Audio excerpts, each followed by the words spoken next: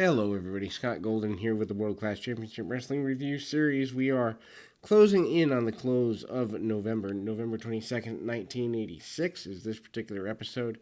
Some new stuff, development storyline-wise. We open with the Grappler versus the Dingo Warrior. Poor Mr. Denton.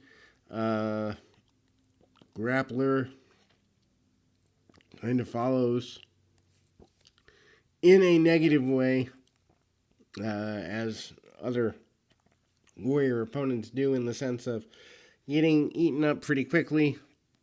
Warrior again with the blue face paint and the blue tights. Actually saw him wear these tights in a early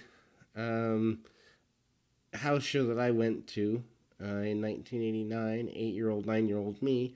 Anyway, backbreaker by the Warrior, and he holds him up and hits a second one.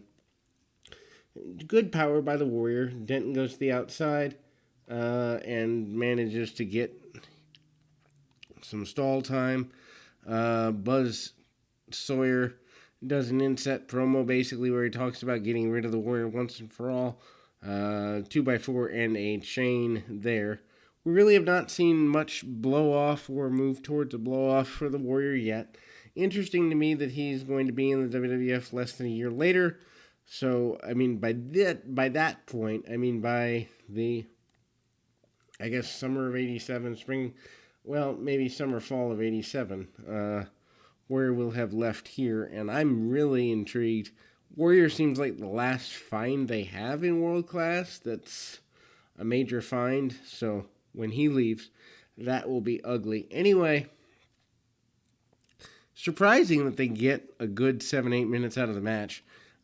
Just surprising because Warrior, I think this is the longest I've seen Warrior go. Maybe there's a match with Rick Rude earlier that might have gone a little longer, but Denton certainly does a phenomenal job of trying to get something out of the Warrior other than your typical squash match. And while brave and necessary both, not fun for the Grappler. Grappler does end up on the losing end of the contest. It is a really quick ending when it happens. Shoulder tackle in the corner. Warrior brings him out and hits a clothesline. And then, and Warrior kind of windmills with the clothesline, 1, 2, 3, and Warrior wins with a clothesline of all moves. Then we move to Brian Adias, the new Brian Adias, against Scott Casey. Adias will talk later in the program about his reasons for turning heel, but he does not do so here. It's clear that he is a different guy, actually wearing different style tights. Long tights against Scott Casey. Casey, of course, returning to the area, probably to fill in for the still ailing, although returning to get attacked, Gary Von Erich here on this program. Adias does use arm bars, and both men jockey for position. Casey ends up coming up relatively easily. Very simple match. Good match from the standpoint of both guys put a lot into the match without doing a lot, which is always a good sign when you're a worker. Again, you got to remember these guys are working 7 to 9 times in a week, twice on the weekend, some weekends, and so knowing how to get 5 minutes out of an arm bar or get 2 minutes out of a struggle for a backslide, something like that, means so much more even now than, doing a bunch of flip-de-doos and flip-de-don'ts. But anyway, Adias tries to make Casey carry his weight. Adias pops him with a couple of good uppercuts. Uppercut is always a move that is meaningful to me.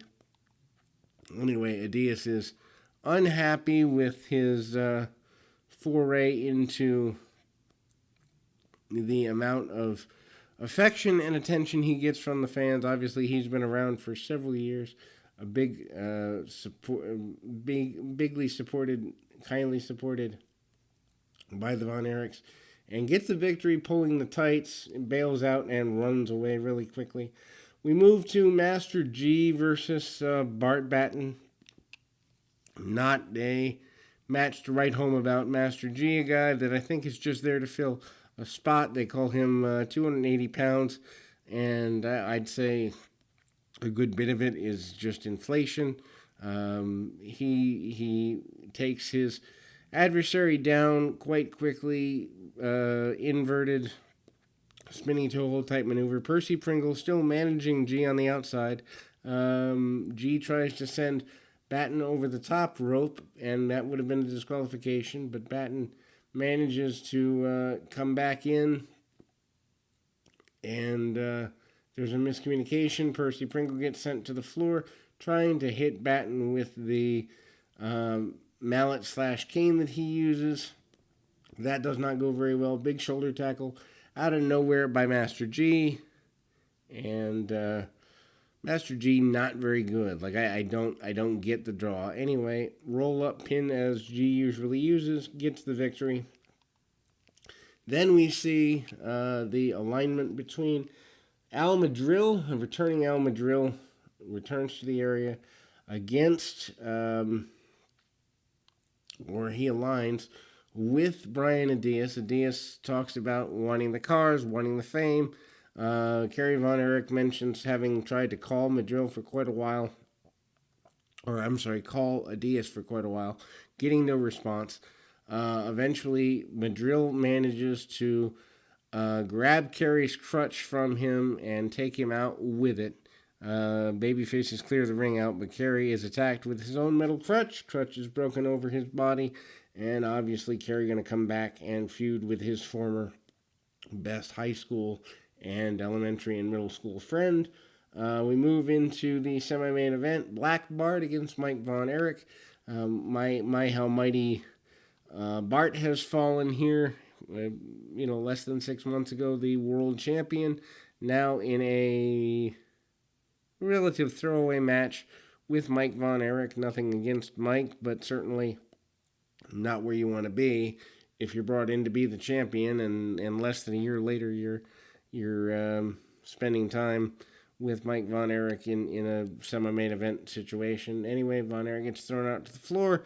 He comes back in the hard way, and it is clear that the shine is off of Bart. He does execute a nice outside-in vertical suplex, and Bart manages to try to get an advantage. Mike comes back with a vertical suplex of his own, which is not to be outdone, although even with his improved health, he still looks extremely pale and extremely unhealthy. We see Bart and Mike brawling on the outside with steel chairs involved.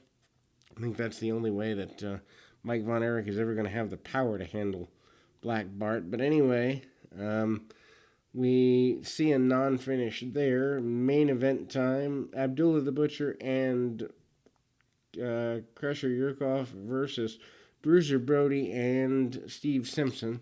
Brody and Simpson seem to be, or maybe, a regular team for the next little while. They've got about 10 minutes for this match. Gary Hart and Pretty Boy Larry Sharp out for their respective men. Bruiser Brody on the outside, ready to bring in a steel chair if needed. They do a lot of stalling on the outside of the ring, literally about 3 minutes before anybody actually ties up in the ring, and that's more where you're going to go with that. Obviously, Simpson has dropped the television title several weeks ago to Yurkov, and he uses power. Him and Abdullah as a team is just amazing to think about. Not so amazing to see. Cartwheel by Yurkov, and he hits several shoulder tackles and the like. And there is my phone. I will grab my phone and be right back soon after this. The brawl does continue with a pretty continuous process. Brody and Abdullah still get nothing really settled between them, and they are choking each other out on the outside.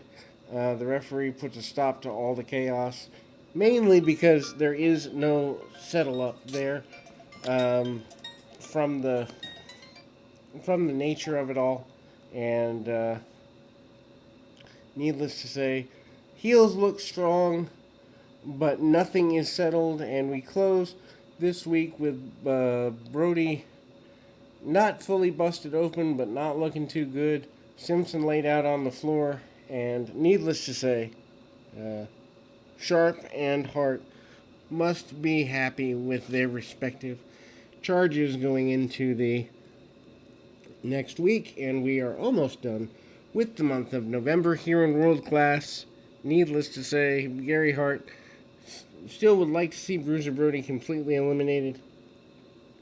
I would imagine that it is Abdullah when it finally happens. But we will be back with more right after this.